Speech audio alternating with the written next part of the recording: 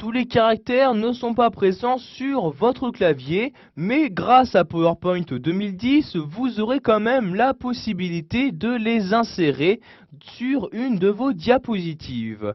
En effet, donc, ce logiciel de présentation regroupe ces différents caractères dans une catégorie caractères spéciaux.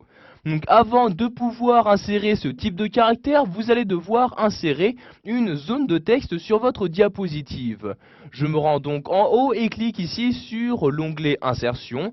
Une fois dans cet onglet, je vais cliquer ici sur Zone de texte, puis je vais maintenant donc insérer ma zone de texte.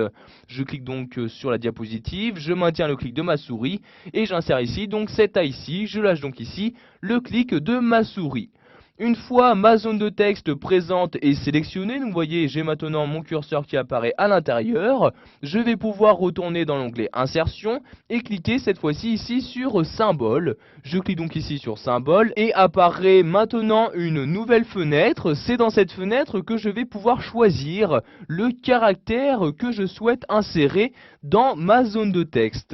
Donc, vous voyez ici les différents caractères qui apparaissent dans cette partie-là. Par exemple, ici, si je souhaite insérer donc le caractère pour 1000, je clique dessus tout d'abord pour le sélectionner et je clique sur Insérer. Maintenant, ce caractère a été inséré. En effet, si je déplace ici la fenêtre, vous pouvez voir que dans ma zone de texte, ce caractère a bien été ajouté donc à l'endroit où se trouvait mon curseur. Sachez que vous avez la possibilité de modifier la police de ces différents caractères en cliquant ici sur la flèche et en sélectionnant dans le menu qui apparaît donc la police que vous souhaitez utiliser. Donc ici je vais garder la même police, je reclique donc ici sur texte normal comme ceci.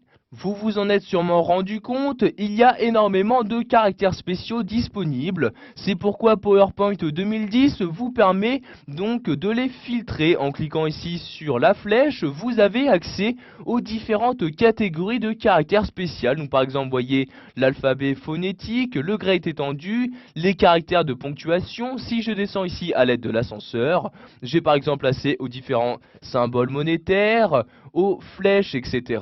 Donc par exemple ici, si je souhaite insérer un symbole monétaire, je clique sur le sous-ensemble en question et j'ai maintenant donc accès aux différents symboles monétaires disponibles.